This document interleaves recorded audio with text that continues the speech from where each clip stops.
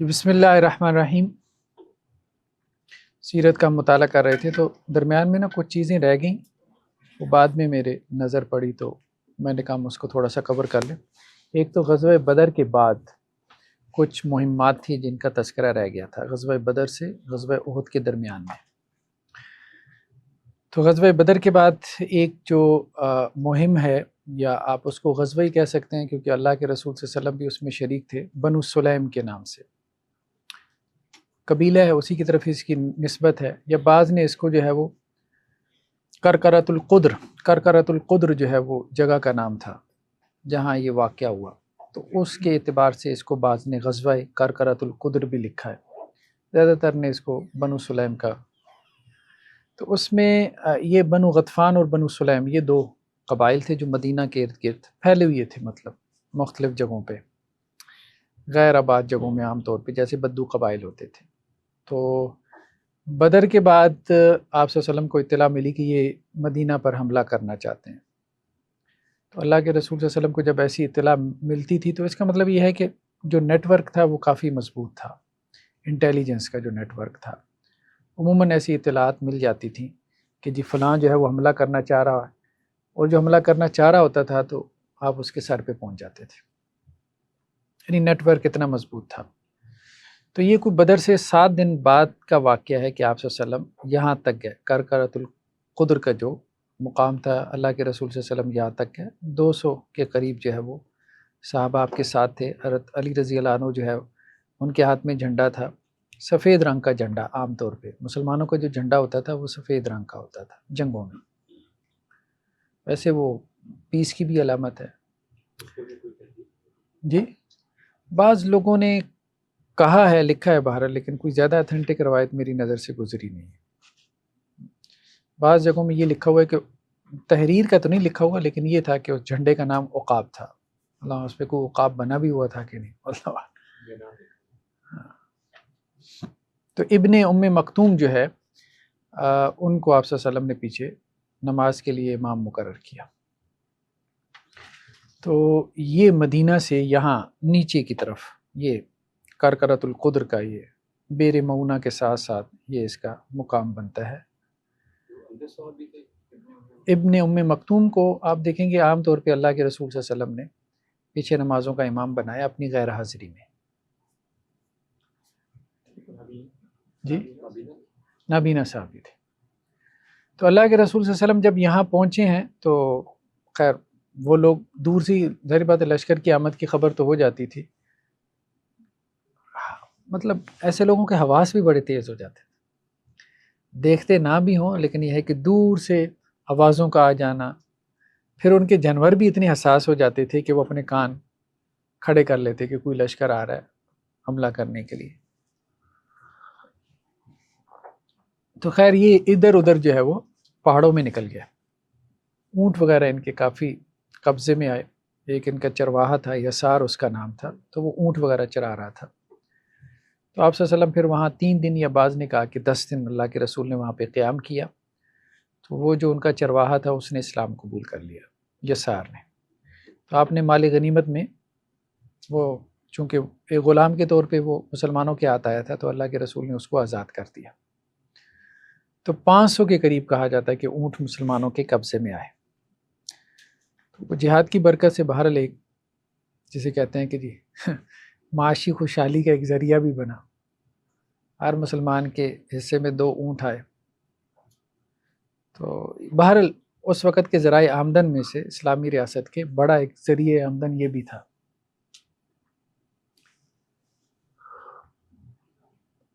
اس کے بعد بنو قینقاع، یہ یہودیوں کا ایک قبیلہ تھا، 3 قبیلے تھے یہودیوں کے، بنو قینقاع، بنو نذیر اور بنو قریظہ۔ تو غزوہ بدر کے بعد بنو قینقاع کے ساتھ معاملہ ہوا، پھر غزوہ احد کے بعد نذیر کے ساتھ ہوا، بنو نذیر کے ساتھ، پھر خندق کے بعد بنو قریظہ کے ساتھ ہوا، یعنی ایک بڑی جنگ کے بعد ایسا ہوا کہ ایک قبیلے نے بدعہدی کی تو ان کو مدینہ سے نکالا گیا 1 بائی 1 کر کے۔ تو ان کے بارے میں کہا جاتا ہے، بنو قینقاع کے بارے میں، یہ حضرت یوسف کی اولاد میں سے تھے، یعنی حضرت یعقوب علیہ السلام کے جو ہے وہ 12 بیٹے تھے، تو 12 بیٹوں سے آگے جو نسل چلی ہے وہ بنی اسرائیل یا یہودی کہلاتے تھے، تو ان میں سے حضرت یوسف کی اولاد تھے یہ بنو قینقاع۔ بنو نذیر اور بنو قریظہ کے بارے میں کہا جاتا ہے کہ وہ حضرت یعقوب کے ایک بیٹے کا نام لاوی تھا، تو ان کی نسل سے تھے، واللہ اعلم۔ باقی 10 کے بارے میں کہا جاتا تھا کہ جی شاید ان کی نسل اتنی محفوظ نہیں رہ گئی یا شجر محفوظ نہیں رہ گئے،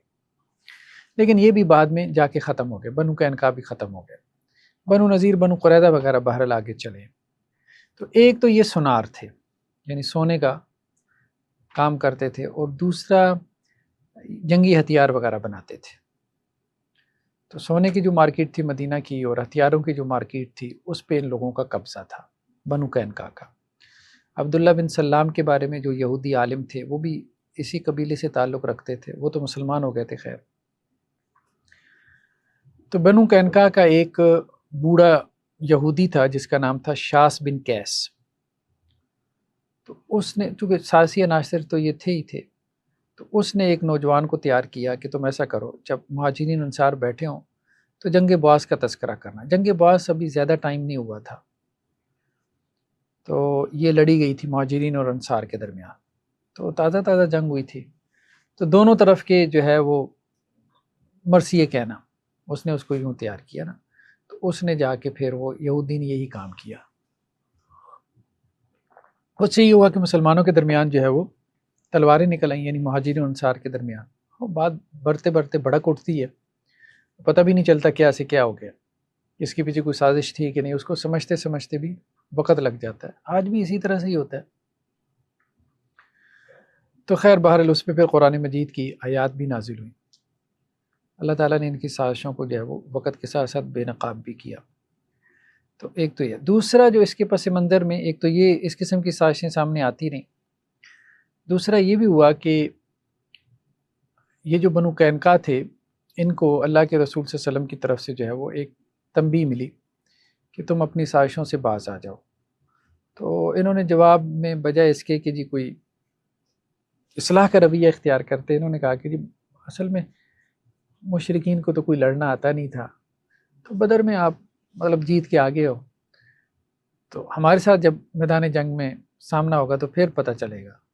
کہ کسی مرد کے بچے کے ساتھ جو ہے وہ واسطہ پڑا۔ تو وہ خیر اس قسم کی باتیں انہوں نے کرنا جو ہے وہ شروع کر دی کہ ہمارے ساتھ اس انداز میں جو ہے وہ گفتگو کرنے کی ضرورت نہیں ہے، ہم بالکل مشرکین مکہ یا قریش نہیں ہیں، ہم کچھ اور ہی ہیں۔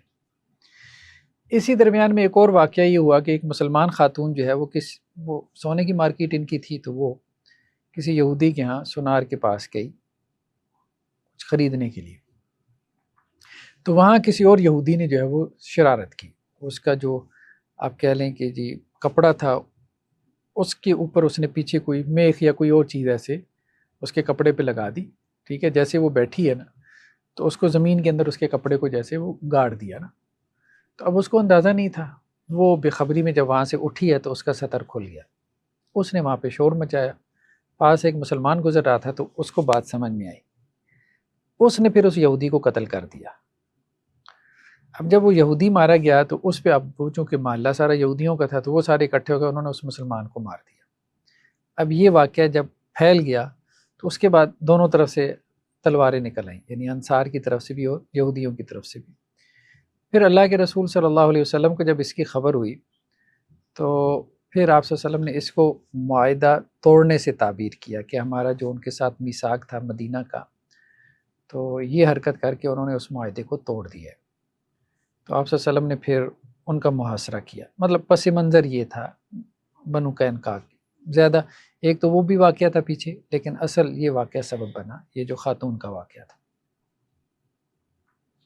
پھر آپ صلی اللہ علیہ وسلم نے جو ہے وہ ان کا محاصرہ کیا، اور اس محاصرے کے دوران جو ہے وہ مطلب ان کے اپنا انہوں نے ہتھیار ڈال دیے باہر، ان کو پھر جانے دیا گیا، لیکن یہ ہے کہ ہتھیار ساتھ لے کے جانے کی اجازت نہیں تھی۔ اللہ کے رسول صلی اللہ علیہ وسلم نے جب ان کا محاصرہ کیا تو جلدی ان کو احساس ہو گیا اس چیز کا کہ جی ہم مقابلہ نہیں کر سکتے، تو وہ اتر آئے۔ کہا جاتا ہے کچھ 700 کے قریب ان کے جنگجو تھے، لیکن بہرحال کافی ہتھیار جو ہے وہ مسلمانوں کے پاس لگے۔ اس کے بعد ایک اور جو ہمیں تذکرہ ملتا ہے، ایک منٹ، نہیں وہ بنو نذیر تھے. تو ان کے معاملے میں اصل میں عبداللہ بن ابی پڑ گیا تھا. اس نے آ کے ان کی کافی زیادہ بچت کروائی کیونکہ یہ عبداللہ بن ابی کے حلیف تھے. بنو قینقاع جو تھے یہ اس کے قبیلے کے حلیف تھے. تو اس نے آ کے اسی نے اصل میں ان کو ہلا شیری پیچھے سے دی تھی کہ تم ڈٹ جاؤ اور ڈرنے کی ضرورت نہیں ہے اور میں بھی تمہارے ساتھ ہوں، مطلب موقع ملنے پہ میں بھی تمہارے ساتھ. تو جب آپ صلی اللہ علیہ وسلم نے محاصرہ کیا وہ تو ڈر گیا، وہ تو نہیں آیا عبداللہ بن ابی، یہ اکیلے رہ گیا. تو اب انہیں بھی احساس ہوا کہ اس کی ہلا شیری میں آ کے ہم نے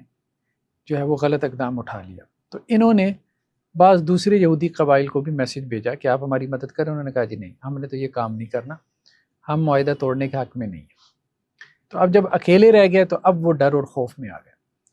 تو انہوں نے پھر کہا کہ جی ہم آپ کے ساتھ صلح کرنا چاہتے ہیں. تو اللہ کے رسول نے فرمایا کہ صلح جو ہے نا وہ ہماری شرط کے اوپر ہوگی، ٹھیک ہے، تو اس کے بغیر کوئی نہیں. تو وہ پھر اتر آئے اپنے قلعوں سے، اپنی گڑیوں سے پھر نکل آئے. تو اس شرط میں پھر عبداللہ بن ابی نے درمیان میں پڑھ کے ایک تو کہا کہ جی آپ ان میں سے کسی کو مارے نا. دوسرا اس کا کہنا یہ تھا کہ جی آپ ان کے جو مال جو ہیں وہ بھی آپ ان سے نہ لیں. مطلب اللہ کے وسلم نے اس کو ناپسند کیا لیکن وہ جیسے پیچھے پڑ گیا نا، یہ معاملہ تھا اس کا. پھر اللہ کے رسول صلی اللہ علیہ وسلم نے ان کو ایک تو وہاں سے نکال دیا مدینہ سے، اور دوسرا یہ کہ ان کے جو اموال تھے وہ پھر مسلمانوں کے قبضے میں آ گئے. تو باقی ان کو چھوڑ دیا گیا، معاف کر دیا گیا. تو مسجد نبوی سے یہ آگے آپ کہہ لیں کہ جی یہ درمیان میں بنو قینقاع جو ہے یہاں پہ ان کا یہ ابھی اس کا ہاں یہ چلیں تھوڑا بہت اب چلنا شروع ہو گیا. یہ جگہ ہے بنو قینقاع کی جہاں یہ آباد تھے. تو چونکہ ایک طرح سے گھرے ہوئے تھے، پیچھے ان کے بنو قریظہ تھے، اس سے نیچے بنو نذیر تھے. تو لیکن ان دونوں نے ان کی مدد سے انکار کر دیا. تو شوال 2 ہجری کا یہ واقعہ ہے. تو حضرت حمزہ رضی اللہ عنہ کے ہاتھ میں جو ہے وہ جھنڈا تھا، اور کہا جاتا ہے کوئی 300 زیریں مسلمانوں کے ہاتھ آئیں. 15 دن تک کوئی محاصرہ جاری رہا تھا. تو خیر بہرحال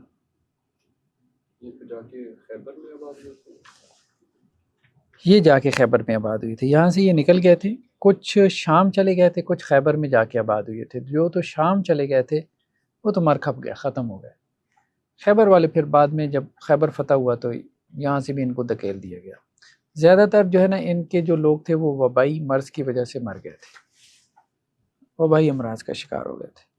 آپ نے شاید پہلے بھی بتایا تھا کہ عرب کے اس وقت جتنے بھی قافلے یا لشکر ہوتے تھے ان کی اوسط سپیڈ کتنی ہوتی ہے، یعنی کہ ایک دن میں وہ کتنا سفر طے کرتے؟ ابھی ذہن میں نہیں ہے. جس سے اندازہ لگایا جاتا ہے نا کہ اتنے دن کا سفر ہے، اتنے دن کا سفر ہے. وہ آپ یوں کہہ لیں کہ جی 48 میل 16 میل تقریباً ایک دن میں. 16 میل کا مطلب ہوتا ہے کہ آپ 2.25 کلومیٹر کا 1 میل ہوتا ہے. 2.25 کلومیٹر تقریباً 25 کلومیٹر، ہاں 25-26 کلومیٹر ایک دن میں. قافلے کی بات کریں نا، ہاں قافلے کی بات کریں، قافلے کی صورت میں لوگ نکلتے تھے. اتنے بندر ہے کیونکہ بدر جو ہے وہ تقریباً 110-120 کلومیٹر کے فاصلے پہ نا مدینہ، 5 دن میں کابل پہنچے تھے تقریباً 12 کو نکلے تھے اور 17 کو تقریباً اتنا ہی تھا، اتنا ہی. جی تو نیکسٹ اس کے بعد غزوہ سویق ستو سے یہ ہے. اس کا پس منظر یہ تھا کہ ابو سفیان انہوں نے قسم اٹھائی تھی کہ ہم بدر کا بدلہ لیں گے، تو اور فوراً ہی لیں گے. لیکن بہرحال ابھی اس کی ہمت تو قریش کو پڑ نہیں رہی تھی. تو یہ پھر جو ہے انہوں نے نظر چونکہ مانی تھی، تو یہ 2 ماہ تقریباً کہا جاتا ہے غزوہ بدر کے 2 ماہ بعد کوئی 40 کے قریب، یا بعض نے یہ بھی کہا کہ 200 کے قریب، زیادہ بہتر تو یہ کہ 200 گھڑ سوار ہوں گے. 40 کے ساتھ تو بندہ اتنا بڑا اقدام نہیں کر سکتا. تو یہ مدینہ پہنچ گئے لیکن چھپ چھپا کے پہنچے. تو وہاں جا کے جو ہے وہ سب سے پہلے تو مدینہ کے قریب کو 19 کلومیٹر کے فاصلے پہ ایک وادی کنات، وہاں پہ انہوں نے قیام کیا اپنے گھوڑ سواروں کے ساتھ، اور رات کے اندھیرے میں پھر اکیلے مدینہ میں داخل ہوئے، اور وہاں بنو نذیر کا جو سردار تھا خیئی بن اخطب، پہلے اس کے پاس گیا، اس سے جو ہے وہ سلام دعا کی، اس نے خیر ضیافت وغیرہ تو کی، کیونکہ وہ دونوں مسلمانوں کو اپنا برابر کا دشمن سمجھتے تھے۔ تو ابو سفیان نے پوچھا کہ مسلمانوں کی کیا پوزیشن ہے، تو اس نے تو بتایا بھائی پوزیشن تو بہت مضبوط ہے، آپ 200 سواروں کے ساتھ تو کچھ بھی نہیں کر سکتے۔ پھر اس کے بعد جو ہے وہ دوبارہ ایک اور یہودی کا تذکرہ ملتا ہے سلام بن مشکم، اس کے پاس چلے گئے، تو ان سے انہوں نے پوچھا تو اس نے بھی ویلکم کیا، لیکن اس نے بھی جو صورتحال بتائی تو اب اس کے بعد انہیں اندازہ ہوا کہ نہیں، اب یہ پاسبل نہیں ہے، ممکن نہیں ہے۔ تو پھر ایک صحابی کا تذکرہ ملتا ہے، مدینہ کے گرد و نواح میں مسلمانوں کی ایک چراگاہ تھی، معبد بن عمر کا ذکر ملتا ہے، تو یہ اوریس کے مقام کے اوپر مسلمانوں کی چراگاہ تھی، تو وہاں یہ اللہ کے رسول صلی اللہ علیہ وسلم کی طرف سے ان کو اپائنٹ کیا گیا تھا۔ تو انہوں نے یہاں پہ جو کھجوروں کے مطلب درخت تھے ان کو آگ لگا دی، اور ایک انصاری صحابی کو اور ان کے ملازم کو جو ہے وہ قتل کر دیا، اور کچھ اونٹ وغیرہ بھی کہا جاتا ہے کہ جی شاید لوٹ لیے تھے، واللہ عالم۔ تو یہ جگہ کوئی مدینہ سے 5 کلومیٹر کے فاصلے پر تھی۔ تو آپ صلی اللہ علیہ وسلم کو جب اس کی اطلاع ملی تو اللہ کے رسول صلی اللہ علیہ وسلم نے پھر 200 صحابہ کے ساتھ پیچھا کیا، تو انہوں نے پھر اپنا جو سامان تھا اونٹوں کے اوپر، سواریوں کے اوپر، وہ انہوں نے نیچے پھینکا سواریوں کو تیز دوڑانے کے لیے، اور اس میں زیادہ تر کھانے پینے کا سامان تھا، جس میں ستو وغیرہ کافی زیادہ تھے، تو اس لیے اس کا نام غزوہ سویق جو ہے وہ پڑ گیا۔ تو یہاں مدینہ سے کرکرۃ القدر کے مقام تک کہا جاتا ہے کہ اللہ کے رسول نے ان کا پیچھا کیا، اور یہ سامان اپنا پھینکتے گئے، یہاں تک کہ جب وہ بالکل ہلکے ہو گئے تو اب ظاہری بات ہے ان کے لیے دوڑنا، زیادہ تیزی سے دوڑنا وہ پاسبل ہوا، تو وہ پھر اس کے بعد ان کا پیچھا چھوڑ دیا گیا۔ غزوہ سویق کے بعد ذی امر، یہ بھی ایک چشمے کا نام تھا، یعنی اس مقام پہ ایک چشمہ تھا۔ تو اللہ کے رسول صلی اللہ علیہ وسلم جب سویق سے واپس ہوئے تو آپ کو اطلاع ملی کہ بنو غطفان کی 2 شاخیں، بنو سالبہ اور بنو محارب، یہ کوشش یہ کر رہے تھے کہ مدینہ کے اوپر حملہ آور ہو۔ تو آپ صلی اللہ علیہ وسلم صحابہ کے ساتھ تقریباً 400 صحابہ کے ساتھ نکلے، اور مدینہ کا جو امیر بنایا تھا وہ حضرت عثمان کو۔ تو راستے میں بنو سالبہ کا ایک شخص ملا، تو آپ نے اسے اسلام کی دعوت دی، اس نے اسلام قبول کر لیا، تو وہی آپ کا راہبر اور گائیڈ بن گیا، اور وہ وہاں ذی امر کے چشمے تک آپ کو لے کے گیا۔ تو خیر شدید بارش کی وجہ سے وہ لوگ مطلب رستے میں چلنے میں بھی دشواری تھی، پھر ان لوگوں کو بھی اطلاع مل گئی، تو وہ بھی وہاں سے ادھر ادھر پہاڑوں پہ نکل گئے، تتر بتر ہو گئے۔ تو اللہ کے رسول صلی اللہ علیہ وسلم نے وہاں چشمے کے پاس جا کے ایک درخت کے نیچے اللہ کے وسلم سستانے کے لیے لیٹ گئے۔ یہ یہاں کا ہی واقعہ ہے کہ جب وہ ایک شخص آ گیا تھا اچانک آپ کے پاس، تو آپ نے اپنی تلوار جو ہے وہ درخت کے ساتھ لٹکائی ہوئی تھی، تو انہی کا سردار تھا، اس کا نام داسور تھا۔ تو وہ پہاڑوں کے اوپر سے نیچے وادی میں مسلمانوں کی جو نقل و حرکت تھی اس کو نوٹ کر رہے تھے، یعنی سامنا تو نہیں کر پائے لیکن یہ ہے کہ نقل و حرکت نوٹ کر رہے تھے۔ تو اچانک اس نے ہمت کی، آپ صلی اللہ علیہ وسلم کو جب سویا ہوا دیکھا تو وہ آپ کے پاس پہنچ گیا، تو آپ صلی اللہ علیہ وسلم کے اوپر تلوار سونت کے کہنے لگا کہ جی اب آپ کو کون مجھ سے بچائے گا؟ تو اللہ کے رسول صلی اللہ علیہ وسلم نے کہا کہ اللہ، اور آپ صلی اللہ علیہ وسلم نے جب یہ کہا تو اس کے ہاتھ سے وہ تلوار گر گئی۔ تو پھر اللہ کے رسول صلی اللہ علیہ وسلم نے اس سے پوچھا اب تم بتاؤ کہ تمہیں کون بچائے گا؟ تو پھر آپ نے اسے تلوار واپس کر دی، تو اس نے خیر کلمہ پڑھ لیا تھا، مسلمان ہو گیا تھا وہ۔ تو بعض روایتوں میں یہ بھی آتا ہے کہ داسور نے یہ بات بھی نقل کی کہ مجھے کسی ایسے شخص نے گرایا جو کہ بہت ہی گورا چٹا سفید لباس میں تھا، جبریل علیہ السلام سے باسیرت نگاروں نے اس کی تعبیر کی ہے۔ تو خیر بہرحال واللہ عالم۔ اس کے بعد ایک اور جو غزوہ ہے جس کا تذکرہ ہمیں ملتا ہے بحران کا، یہ بھی تجارتی گزرگاہ کے اوپر تھا، اور یہاں قریب میں بنو سلیم کا قبیلہ بھی آباد تھا۔ تو اللہ کے رسول صلی اللہ علیہ وسلم کو معلوم ہوا کہ بنو سلیم کے لوگ یہاں پر جمع ہو رہے ہیں مدینہ پہ حملہ کرنے کے لیے۔ تو 300 کے قریب لوگ تھے ان کے۔ تو آپ صلی اللہ علیہ وسلم نے ابن ام مکتوم کو مدینہ کا نائب بنایا اور وہاں آپ پہنچے، لیکن وہ اس سے پہلے ہی تتر بتر ہو چکے تھے۔ خیر ان کو بھی اب اندازہ ہو گیا تھا کہ اب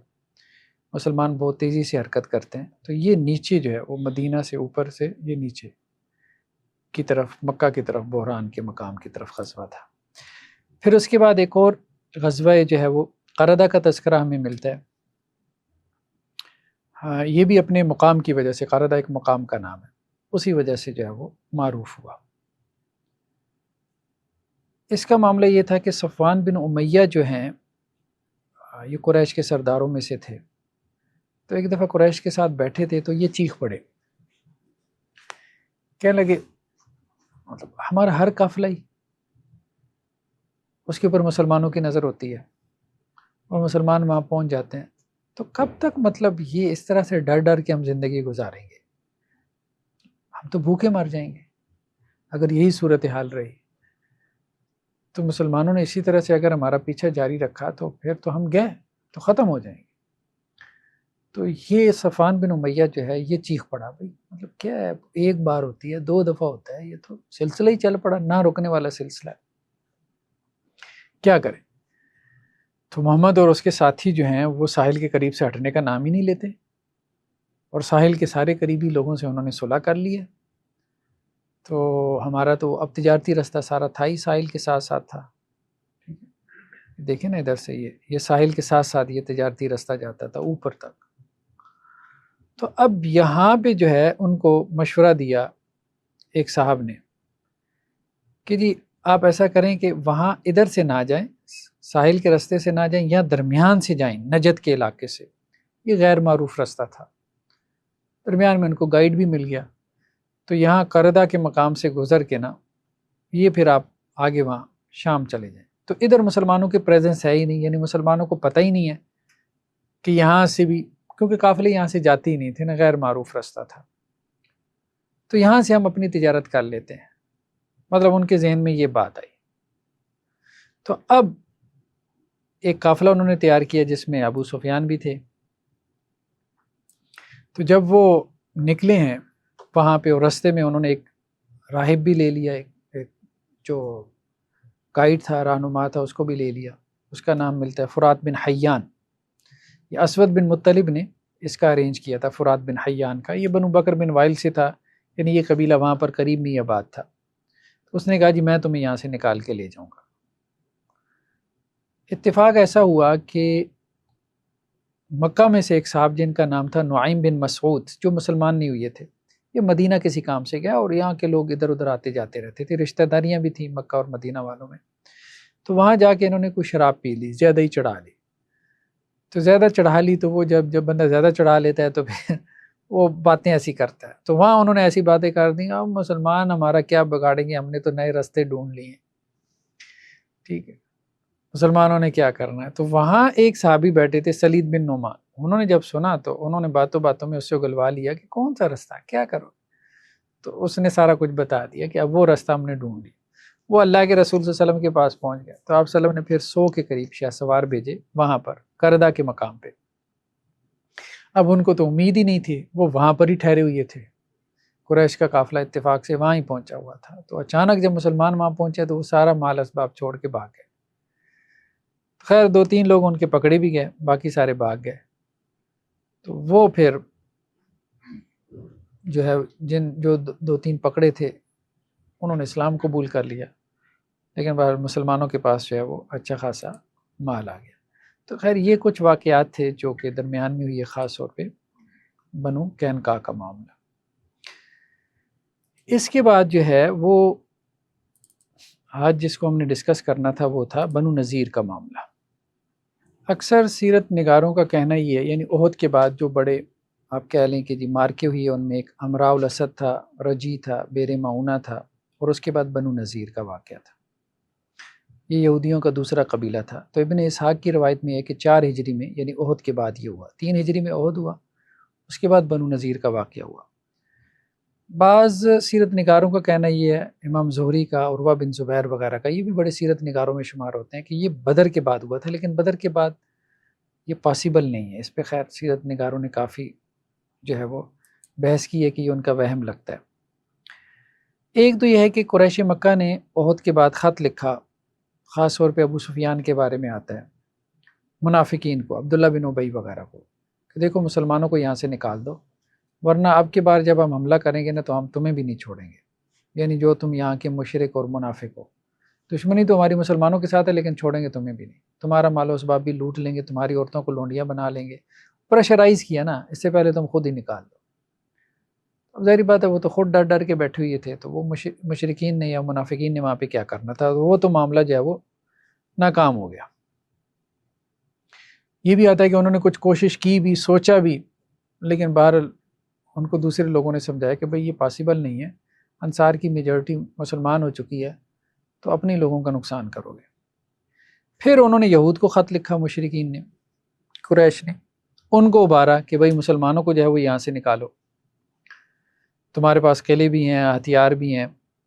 تو اگر تم ایسا نہیں کرتے تو پھر جب ہم مدینہ پہ حملہ کریں گے تو اب کے بعد تمہیں بھی نہیں چھوڑیں گے۔ تو وہ بھی بہرحال کیا کرتے تھے، انہوں نے بھی، خواہش تو ان کی بھی تھی لیکن ڈر خوف ان کے اوپر بھی اتنا زیادہ غالب تھا کہ ان کے لیے بھی پاسبل نہیں تھا، ممکن نہیں تھا۔ ہاں البتہ انہوں نے ایک اور کام کیا کہ سازش تیار کی، انہوں نے خاص طور پہ بنی نذیر کے لوگوں نے، انہوں نے آپ صلی اللہ علیہ وسلم کی طرف ایک وفد بھیجا کہ جی ہم آپ سے ملنا چاہتے ہیں، 30 لوگ آپ کی طرف سے ہوں، 30 لوگ ہماری طرف سے ہوں، کچھ غلط فہمیاں پیدا ہو رہی ہیں تاکہ ہم ان غلط فہمیوں کو دور کر سکیں۔ بعد میں وہ کہنے لگے نہیں آپ کی طرف سے 3 لوگ آئیں گے، ہماری طرف سے 3 علماء آئیں گے۔ مسلمانوں کی طرف سے 3 لوگ چلے گئے، اللہ کے رسول صلی اللہ علیہ وسلم بھی تھے اور 3 لوگ ان کی طرف سے تھے، ان کی طرف سے جو تھے وہ علماء تو تھے نہیں، معاہدہ کرنے کے لیے تو آ نہیں رہے تھے، وہ تو سازشی قسم کے لوگ تھے جن کا مقصد تھا اللہ کے رسول صلی اللہ علیہ وسلم کو دھوکے سے قتل کرنا۔ تو جب آپ ملاقات کی جگہ پہ آپ صلی اللہ علیہ وسلم پہنچے ہیں تو اللہ کے رسول صلی اللہ علیہ وسلم کو جو ہے وہ خبر دے دی گئی۔ بعض لوگوں نے کہا کہ جبریل علیہ السلام کے ذریعے سے، بعض نے یہ بھی کہا کہ ایک یہودی عورت نے اپنے کسی مسلمان بھائی سے وہ ساری بات کہ جن کی کیا پلاننگ ہے اس کو افشا کر دیا، تو اس مسلمان نے آ کے پھر اللہ کے رسول صلی اللہ علیہ وسلم کو بتا دیا، تو اللہ کے رسول صلی اللہ علیہ وسلم پھر وہاں اس جگہ سے، اس مقام سے جہاں ان سے ملاقات طے تھی اور آپ پہنچے ہوئے تھے، وہاں سے اٹھ کے آپ آ گئے۔ تو پھر آپ صلی اللہ علیہ وسلم نے اگلے دن جو ہے وہ لشکر کو ترتیب دیا اور کہا کہ اب معاہدہ جو ہے وہ نئے سرے سے ہوگا۔ خیر جب اللہ کے رسول صلی اللہ علیہ وسلم جو ہے وہ، بعض روایتوں میں یہ بھی ہے کہ جب ان سے ملنے کے لیے گئے تو وہاں یہود کی کسی گھر کے ساتھ آپ دیوار کے ساتھ ٹیک لگا کے بیٹھے تھے، اور آپ کے ساتھ اور صحابہ میں سے حضرت ابوبکر، عمر، حضرت علی، طلحہ، زبیر، سعد بن معاذ، سعد بن عبیدہ وغیرہ موجود تھے۔ تو یہودیوں نے تنہائی میں مشورہ کیا، تو بعض نے کہا کہ جی چھت کے اوپر سے جو ہے وہ کچھ بڑا سا پتھر جو ہے وہ گرا دیتے ہیں۔ تو بنو نذیر کے سردار نے کہا کہ اس سے بہترین موقع کوئی نہیں ہے، تو اب اس کے لیے انہوں نے جو ہے وہ ایک بندے کو تیار کیا، لیکن خیر عمر بن جحاش اس کا نام آتا ہے، لیکن آپ صلی اللہ علیہ وسلم کو جب اطلاع ملی تو آپ خاموشی سے وہاں سے اٹھ کے چلے گئے۔ تو اس کے بعد یہ معاملہ ہوا ان کا بنو نذیر کے محاصرے کا، یعنی یہ جو انہوں نے آپ صلی اللہ علیہ وسلم کے قتل کی سازش کی، ایک طرح سے پلاننگ کی، تو اس کو معاہدہ توڑنے کے، وہی جو میثاق مدینہ کا معاہدہ تھا اس کے مترادف قرار دیا گیا۔ تو سلام بن مشکم یا مشکم اس طرح سے نام آتا ہے ان کا، یہ یہودیوں کے بڑوں میں سے تھے، تو انہوں نے بنو نذیر کو سمجھایا بھی کہ یہ کام نہ کرو، جب وہ سازش تیار کر رہے تھے، اللہ کے رسول ہیں یہ ہمیں پتہ ہے اور ان کو اطلاع مل جانی ہے، یہ بھی تم اس سے بھی بے خبر نہیں ہو، تو پہلے جو بنو قینقاع کے ساتھ ہوا ہے ہمارے ساتھ بھی وہی اشر نہ ہو۔ لیکن بہرحال ان کے اوپر جب وہ ایک شیطنت غالب تھی تو وہ ان کی باتوں میں نہیں آئے، تو اللہ کے رسول صلی اللہ علیہ وسلم نے پھر اگلے دن جو ہے وہ محاصرے کا حکم دے دیا۔ تو اب جب محاصرے کا حکم دے دیا تو اب وہ ان کا محاصرہ جو ہے وہ کر لیا گیا۔ بہت سے لوگوں نے اب ان کو سمجھایا، ان کے اپنے لوگوں نے، جن میں سے ابن سوریہ کا نام بھی ملتا ہے، کہ دیکھو اب تمہارے لیے جو ہے وہ اس کے سوا کوئی چارہ نہیں کہ تم جلا وطن ہو جاؤ، اور اللہ کے رسول صلی اللہ علیہ وسلم جب تمہیں جلا وطن ہونے کے لیے کہیں تو اب اس میں جھگڑا نہیں کرنا، لڑائی کی طرف نہیں آنا۔ لیکن بہرحال اب جب ان کو کہا گیا کہ جی آپ یہاں سے نکل جائیں تو وہ اس پہ اٹک گئے تھے، ہم نے تو نہیں نکلنا، ہم نے تو لڑائی کرنی ہے۔ خیر پھر اللہ کے رسول صلی اللہ علیہ وسلم نے حضرت محمد بن مسلمہ کو بھیجا ان کی طرف، اور انہیں کہا کہ جی تمہارے پاس جو ہے وہ 10 دن ہے مدینہ کے اندر، تم رہ سکتے ہو، اس سے زیادہ تم نہیں ٹک سکتے، اس کے بعد اگر تم میں سے کوئی نظر آیا تو عید شکنی کی وجہ سے اس کا خون ہمارے لیے جائز ہوگا۔ تو اب بنو نذیر نے کہا کہ جی محمد بن مسلمہ آپ تو دور جاہلیت میں ہمارے حلیف قبیلے میں سے تھے، تو ہمیں نہیں امید تھی کہ آپ جو ہے وہ ہمارے لیے یہ پیغام لے کے آئیں گے، یعنی موت کا پیغام۔ خیر بہرحال پھر عبداللہ بن ابی جو ہے وہ ان کے سردار کے پاس گیا، اس کا نام حیی بن اخطب تھا جو بنو نذیر کا سردار تھا، اور اسے کہنے لگا بھئی تمہارے پاس 2000 جنگجو ہیں، بنو قریظہ جو یہودیوں کا قبیلہ ہے وہ بھی تمہاری مدد کو آئے گا، بنو غطفان جو ارد گرد کے ہیں جن کو مسلمانوں نے ویسی مارا ہوا ہے وہ بھی مدد کو آ جائیں گے، پھر ہم جو منافقین کی تعداد بیٹھی ہے یہ بھی، تو اس نے بہت زیادہ امیدیں دلائی ہیں۔ تو اب وہ تو پہلی اس چکر میں تھا کہ کوئی مجھے امید یہ دلائے، تو وہ تیار ہو گیا کہ ٹھیک ہے۔ اب لوگوں نے اس کو سمجھایا بھی، بنو نذیر کے سردار کو، اس کے اپنے لوگوں نے، کہ بنو قینقاع کی دفعہ اس نے امیدیں دلائی تھیں عبداللہ بن ابی نے، تو کام تو کچھ بھی نہیں آیا، یہ تو وقت پہ غائب ہو گیا، تو ابھی بھی وقت پہ غائب ہو جائے گا، ہم سارے پھنس جائیں گے، کوئی بہت سخت فیصلہ نہ ہو جائے ہمارے بارے میں، مارے نہ جائیں، تو بہتر ہے نکل جاتے ہیں یہاں سے، مال و اسباب اٹھاؤ نکل جاؤ یہاں سے، زیادہ زیادہ یہی ہے کہیں اور جا کے بس جائیں گے، آباد ہو جائیں گے۔ لیکن یہ ہے کہ اس نے ان کو بہت زیادہ کیا، اب ظاہر بات ہے اس کا تو کیا جا رہا تھا، اس کا تو کچھ بھی نہیں جا رہا تھا، اسے یہ ہوتا تھا کہ جی کوئی آگے آ کے لڑے اور کام وہ ہو جائے جس کی ہم خواہش رکھتے ہیں، اس کے لیے ہمیں لڑنا نہ پڑے۔ خیر یہ قلعہ بند ہو گیا، اور انہوں نے کہا جی ہمارے پاس تو 1 سال کا راشن پانی ہے، 1 سال مسلمانوں نے کتنا محاصرہ کرنا ہے، 1 سال تک کون محاصرہ کر سکتا ہے، ٹھیک ہے، تو 1 سال کا راشن پانی اپنے طور پہ لے کر یہ وہ ہو گیا، اپنا قلعہ بند ہو گیا گڑیوں کے اندر۔ خیر بہرحال اب کھجور کے ان کے موسم تھا، درختوں کا پھل جو ہے وہ پک کر تیار ہو رہا تھا، اب انہیں یہ بھی تھا کھجور کے درخت تو سارے قلعوں کے اندر تو نہیں تھے، وہ تو باغات وغیرہ تو باہر تھے۔ مسلمانوں نے جب محاصرہ کیا، ایک تو وہی ہے کہ وہ درخت مسلمانوں کے پاس آ گیا، پھر وہ محاصرے میں تنگی آ رہی تھی، تو اللہ کے رسول صلی اللہ علیہ وسلم نے کہا کہ ان کے درخت کاٹ دو، تو وہ درخت ان کے کاٹے بھی گئے۔ اس پہ انہوں نے اللہ کے وسلم سے کہا کہ جی آپ تو فساد سے منع کرتے ہیں، آپ تو فساد پھیلا رہے ہیں، تو پھر قرآن کی آیات نازل ہوئیں کہ جو عہد شکنی کرنے والے ہیں ان کے ساتھ یہ معاملہ کرنا کسی طرح سے فساد میں نہیں آتا۔ ما قطعتم من لینۃ او ترکتموها قائمۃ علی اصولها، قرآن نے کہا نا کہ جو بھی کھجور کے تنے تم نے اپنی جگہ پہ چھوڑے یا جن کو تم نے تلف کیا تو وہ اللہ کے حکم سے کیا۔ ویسے تو حالت جنگ میں دشمن کے مال مویشی یا ان کی فصلوں کو تباہ کرنے سے منع کیا گیا، لیکن اب یہ معاملہ تھا کہ وہ جو ان کے قلعوں وغیرہ کا محاصرہ تھا اس میں رکاوٹ آ رہی تھی، تو وہاں اس کو الاؤ کیا گیا، اللہ کی طرف سے اس کی اجازت دی گئی۔ اسی میں سر اس سے مطلب کی بات یہ کہ شب خون میں اگر کوئی بے گناہ بے غلطی سے یا امکان ہو کہ وہ بھی کیجولٹی ہو جائے گی، ہاں وہ بھی جائز ہوتا ہے ایسے ہی اب تو جنگوں میں دیکھیں یہ تو اب اس کے بغیر پاسبل نہیں ہے، ممکن نہیں ہے، سویلینز مارے جاتے ہیں جنگوں میں، تو پاسبل نہیں ہوتا، ممکن حد تک انسان جو ہے وہ بچنے کی کوشش کرے، لیکن یہ ہے کہ پاسبل نہیں رہ گیا۔ تو یہ مسجد نبوی سے نیچے یہ بنو قینقاع سے نیچے یہ بنو نذیر کے مکانات تھے، تو آپ صلی اللہ علیہ وسلم نے جو ہے وہ ابن ام مکتوم انہی کو ہی مدینے کا جو ہے وہ چارج دیا مسجد نبوی کا، وہی نماز پڑھاتے تھے، تو آپ صلی اللہ علیہ وسلم جو ہے وہ پہنچ گئے وہاں پر، آپ صلی اللہ علیہ وسلم نے محاصرہ کیا تیر اندازی کے ذریعے سے، تیروں کے ذریعے سے، اور اسی طرح پتھر بھی برسائے جاتے تھے، مطلب وہ منجنیق وغیرہ تھی جس کے ذریعے سے وہ قلعوں کے اندر جو ہے وہ ان کی دیواروں میں شگاف کیے جاتے تھے۔ تو کوئی تقریباً آپ کہہ لیں آپ صلی اللہ علیہ وسلم کے ساتھ کوئی کتنے صحابہ تھے، بہرحال یہاں پہ ابھی میں نوٹ نہیں کر سکا، لیکن یہ ہے کہ کبار صحابہ جتنی بھی تھے وہ آپ صلی اللہ علیہ وسلم کے پاس ہی تھے۔ عشاء کے وقت اللہ کے رسول صلی اللہ علیہ وسلم واپس آ گئے تھے، حضرت علی رضی اللہ عنہ کو جو ہے وہ کمان سونپ کے۔ تو ایک رات حضرت علی رضی اللہ عنہ غائب ہو گئے، تو جب وہ واپس آئے تو ایک یہودی کا سر جس کا نام ازوق تھا وہ قلم کر لیا ہے، وہ مطلب جاسوسی وغیرہ پہ مامور تھا۔ اور بھی مسلمانوں کو ہمت ہوئی کہ جو بھی یہودی ان کے باہر نکلتے تھے تو وہ مارے جاتے تھے، تو اب انہوں نے باہر نکلنا بھی بند کر دیا۔ بالآخر وہ تنگ آ گئے، ان کو اندازہ ہو گیا کہ اب جو ہے نا وہ اس کے بغیر چارہ نہیں کہ ہم صلح کر کے یہاں سے نکل جائیں، بس اپنی جان بچا لیں، کیونکہ ان کی عورتوں نے بھی واویلا کرنا شروع کر دیا تھا کہ معاشرہ بڑھ گیا اور مسلمانوں نے دیواروں میں جو ہے وہ پتھر مار مار کے شگاف کر لیے تو مارے جائیں گے سارے۔ موت سے تو وہ بہت زیادہ ڈرتے تھے،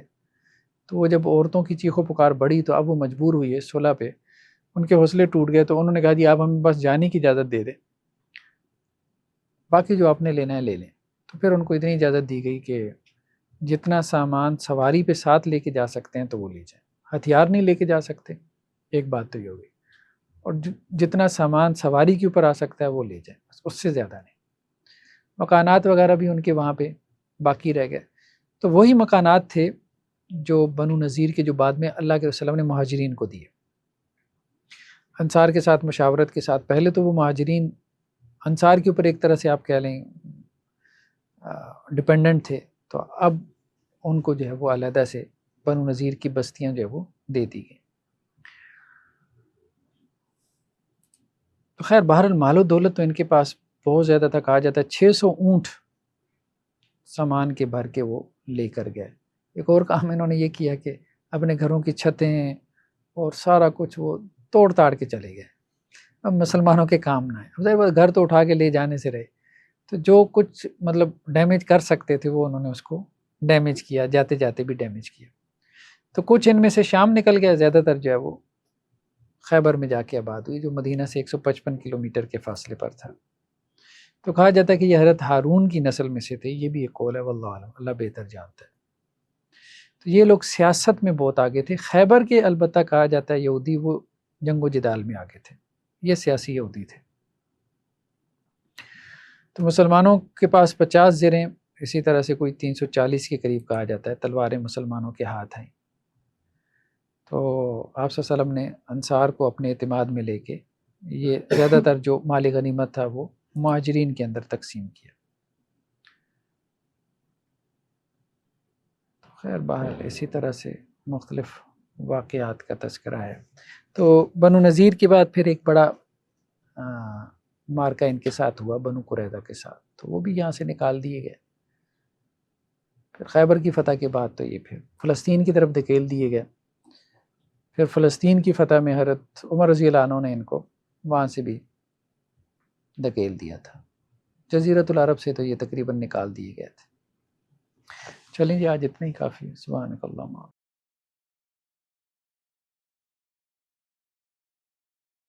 ناظرین السلام علیکم ورحمۃ اللہ وبرکاتہ۔ مسجد الرحمن اینڈ کمیونٹی سینٹر کے تحت ہمارے بہت سے پروجیکٹس چل رہے ہیں، اس میں ویلفیئر کے پروجیکٹ ہیں جیسے کہ راشن پروگرام ہے، اسی طرح سے medical camps, monthly medical camps لگائے جاتے ہیں۔ آج کل بچوں کا challenge your self ten agers کا پروگرام چل رہا ہے، 13 سے 24/7 وہ ہمارے پاس رہتے ہیں، 7 ڈیز کی ورکشاپ ہے اسمارٹ فون اسکرین کے ایڈکشن سے نکالنے کے لیے، اور بہت سارے اس طرح کے تربیتی اصلاحی پروگرام چل رہے ہیں، حفظ کلاس چل رہی ہے، ہمارے ایس ڈی این کے پروگرامز ہیں، ہمارا ایس ڈی این اسٹوڈیو کے نام سے ویب سائٹ ہے، اس پہ کورسز ہیں، یہ سب کورسز فری میں اویلیبل ہیں۔ چینل کے اوپر ہمارے جو ہے ویکلی بیسس کے اوپر ہمارے کورسز اپلوڈ ہو رہے ہوتے ہیں، پوڈ کاسٹ ہیں، تربیتی اصلاحی پروگرامز ہیں، ان سب کے اوپر ہماری کوئی منتھلی 1 ملین کے قریب کاسٹ آ رہی ہے، ہمارے سارے اس ادارہ جاتی پروگرامز کی، اسٹوڈیوز کی، اسی طرح سے ہمارے دعوتی اور اصلاحی پروگرامز ہیں، ہمارے ویلفیئر کے پروجیکٹ ہیں، ہماری مسجد کا پروجیکٹ ہے، اور ہماری تربیہ ورکشاپس وغیرہ ہیں۔ تو اس میں ہمارے ساتھ کنٹریبیوٹ کریں، جو بھی لوگ کنٹریبیوٹ کرنا چاہتے ہیں تو ان کے لیے ہم جو ہے وہ نیچے ڈسکرپشن کے اندر اپنا اکاؤنٹ نمبر جو ہے وہ ہم شیئر کر دیں گے، یا اپنا واٹس ایپ نمبر شیئر کر دیں گے، اس پہ ہم سے کانٹیکٹ کر کے وہ ہم سے رابطہ کر سکتے ہیں۔ جزاکم اللہ خیر، السلام علیکم ورحمۃ اللہ وبرکاتہ۔